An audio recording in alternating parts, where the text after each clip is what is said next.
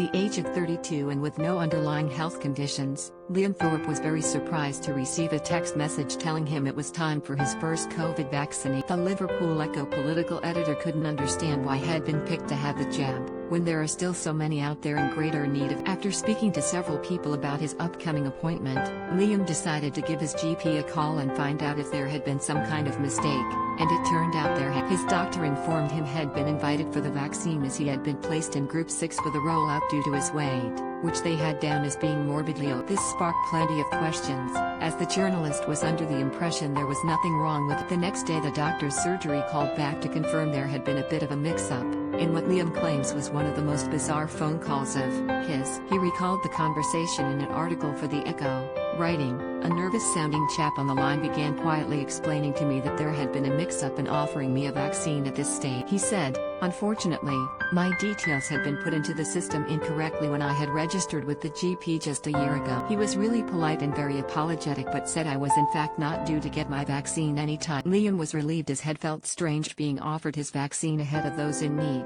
but was curious to know more about. The man from the surgery took a sharp intake of breath and tried to remain composed as he informed me that rather than having my height registered as 6'2", it had been put into the cyst 2 centimetres.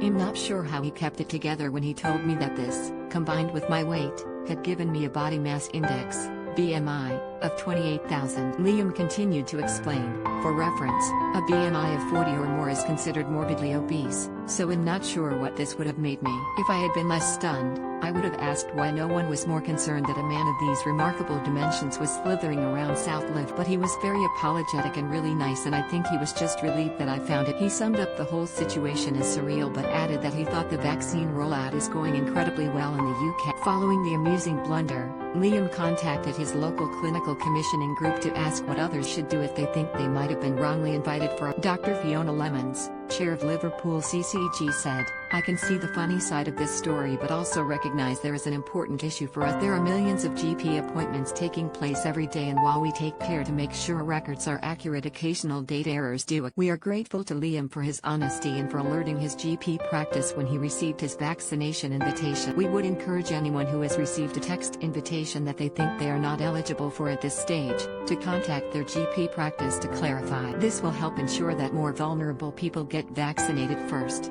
Do you have a story to share? We want to hear all of it. Email us at yourmirror@mirror.co.uk.